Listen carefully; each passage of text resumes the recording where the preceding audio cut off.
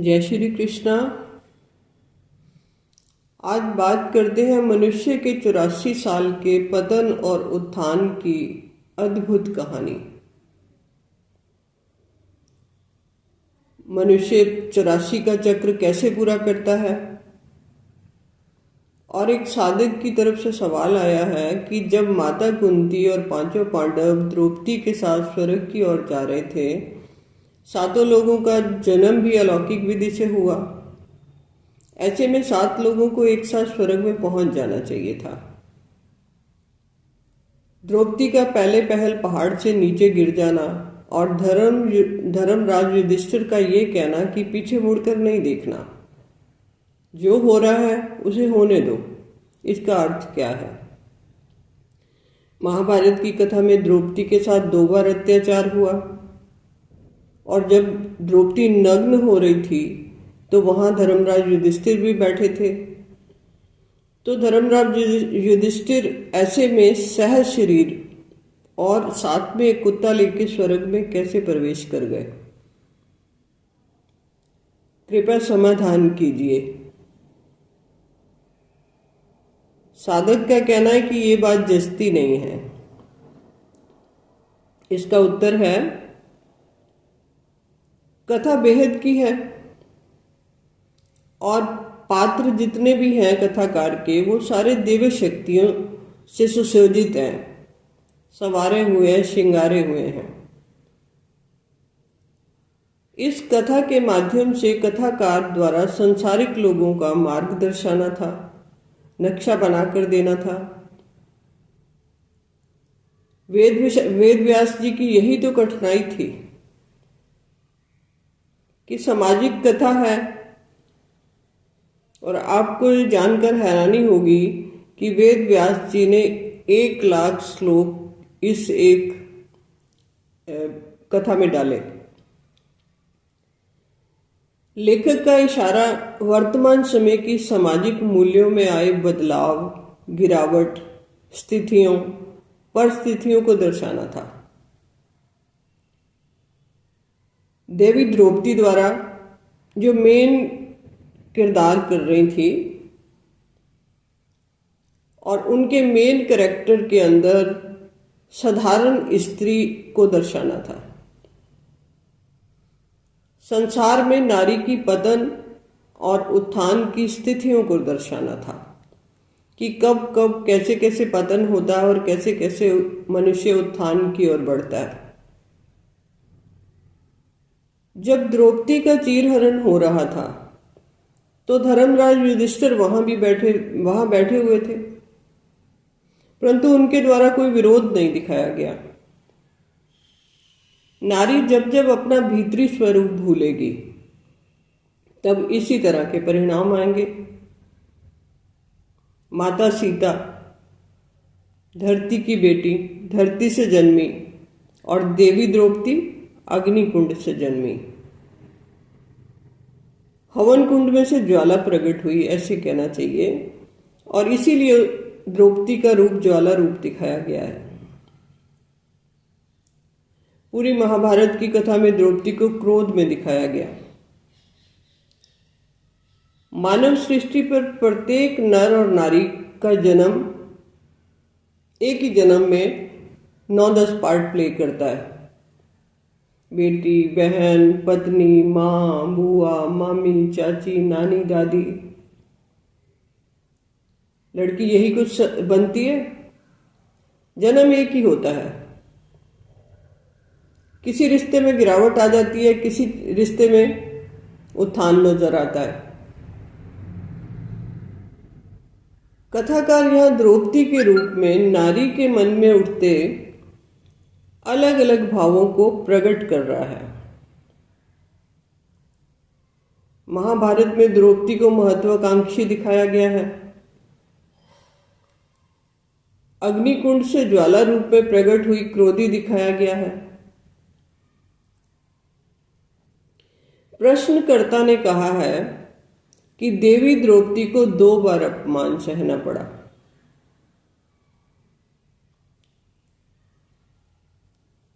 देवी द्रौपदी को कथा में 4 बार अपमान सहना पड़ा। 2 बार नहीं सहना पड़ा।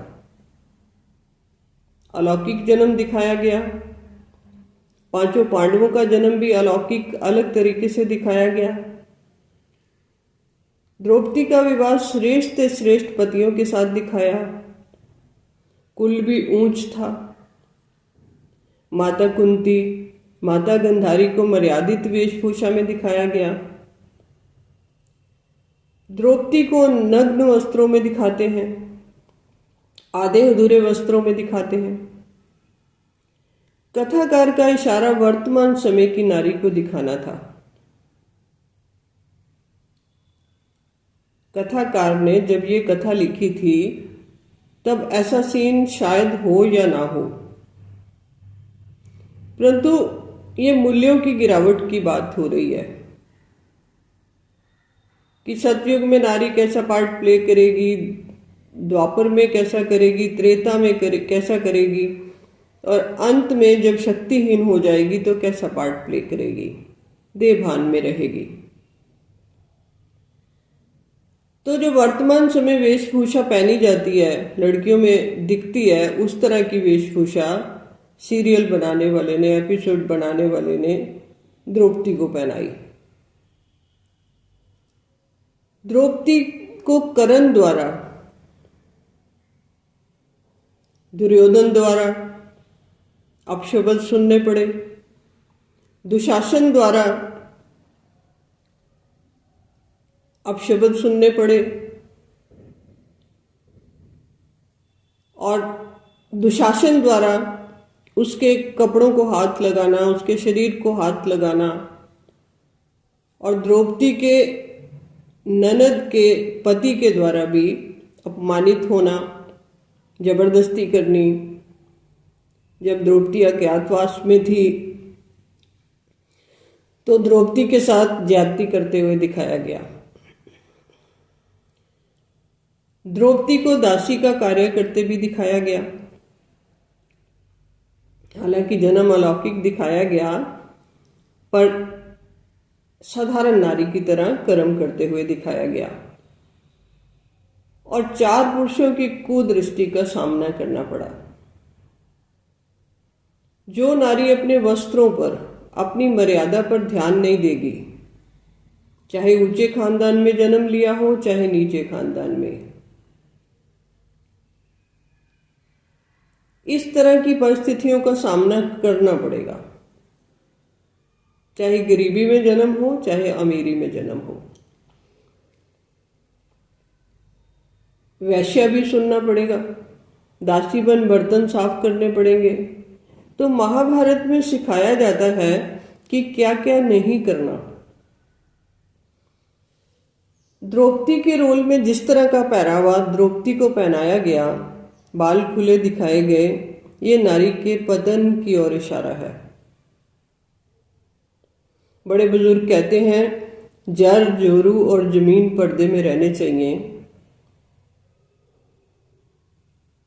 पुरुषों के लिए भी गायन है कि दूध और पूत को ढक कर रखना चाहिए। ये संदेश माता पिता के लिए है, नहीं तो परिणाम ऐसे ही आएंगे, कोई कुछ कर नहीं सकेगा। और पुरुषों को जुए जैसी खेल से दूरी बनाए रखनी है, नहीं तो परिणाम ऐसे ही आएंगे, फिर किसी को दोष क्यों देना। दुर्योधन की तरह महत्वाकांक्षी नहीं बनना चाहिए। एक ही कुल था, चचेरे भाई थे। पांडव जब द्रौपदी को घर लेकर आते हैं तब माता स्नान कर रही थी। घर से तो वे भिक्षा मांगने गए थे, माता ने भिक्षा मांगने भेजा था क्योंकि वनवास में थे, व्यवस्था नहीं थी। माता कुंती द्वारा ये कहना कि जो भी वस्तुएं लाए हो वो आपस में बांट लो, और देवी द्रौपदी का इस बात को स्वीकार कर लेना, वर्तमान समय की नारी के उस रूप को दर्शाता है जब माताएं अपनी बच्चियों को सामाजिक परिस्थितियों से लड़ने के लिए सक्षम नहीं बनाती। द्रौपदी की तरह महत्वाकांक्षी नहीं होना चाहिए। 5 पतियों को स्वीकार कर लेना, सोने का महल भी चाहिए, चमत्कारी महल चाहिए, सबसे अनोखा महल चाहिए। ये महत्वाकांक्षा की निशानियां हैं। कथाकार का ऐसा ही इशारा है। यूं कहना चाहिए, द्रौपदी का 2 बार चीरहरण हुआ, एक बार देवर के हाथों, एक बार नंदोई के हाथों। भले साड़ी बच गई, चीर बच गया, परंतु पीड़ित होना पड़ा। द्रौपदी के शरीर को छुआ गया परपुरुष द्वारा, और 5 पति लाचार, बेबस, सभी कुछ देखने के लिए मजबूर दिखाए गए। यहाँ क्या इशारा है? जब नारी ही अपनी मर्यादा भूल रही है तो पुरुष उसको रोक ही नहीं सकता। यहाँ कथाकार नारी के आचरण में आए मूल्यों की गिरावट को दर्शा रहा है। मनुष्य के उत्थान और पतन को कथा के रूप में लिख रहा है, कहानी के रूप में लिख रहा है, प्रस्तुत कर रहा है। स्त्री ही उत्थान का कारण बनती है, स्त्री ही पतन का कारण बनती है। सामाजिक सच्चाई की ओर इशारा है। महाभारत हुई, जिसका परिणाम पूरे राष्ट्र को भुगतना पड़ा, कुल को भुगतना पड़ा। विनाश काले विपरीत बुद्धि। माताओं को जागृति रखने की जरूरत है।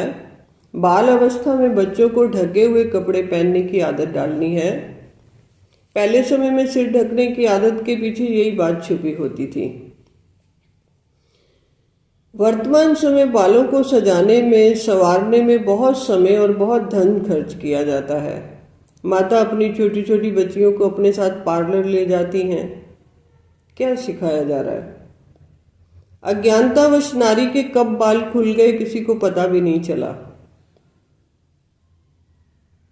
भले आपका जीवन अज्ञानतावश इस तरह के वस्त्र पहनने में, बाल कटवाने में चला गया हो, परंतु जब जागो जभी सवेरा कहा जाता है।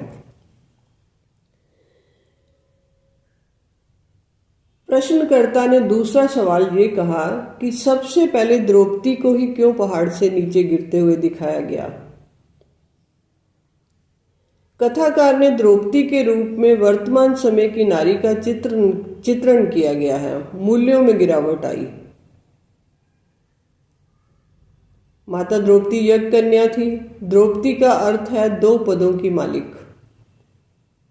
माता द्रौपदी द्वारा 6 पुत्रों को जन्म दिखाया।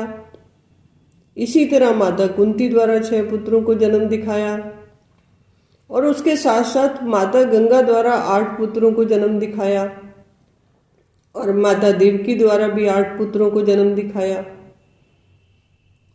कथा एक ही है।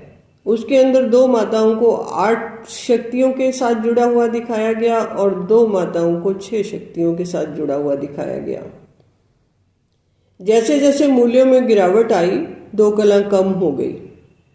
माता कुंती और देवी द्रौपदी की 2 कलाएं कम हो गई, 2 पुत्र कम दिखाए।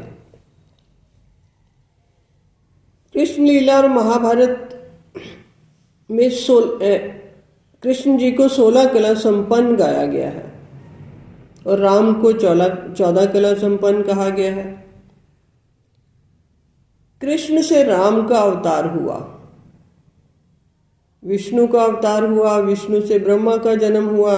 माने कलाएं कम होती गई। भीतर की बात कही जा रही है, ना कि एक सामने नया पुरुष खड़ा कर दो कि राम बना के खड़ा कर दो, विष्णु बना के खड़ा कर दो। बात भीतरी हो रही है, बात बेहद की हो रही है। तो कुछ अर्थ, कथाकार का कुछ ऐसा ही अर्थ निकलता है कि कलाएं कैसे कम होती हैं, पतन कैसे होता है।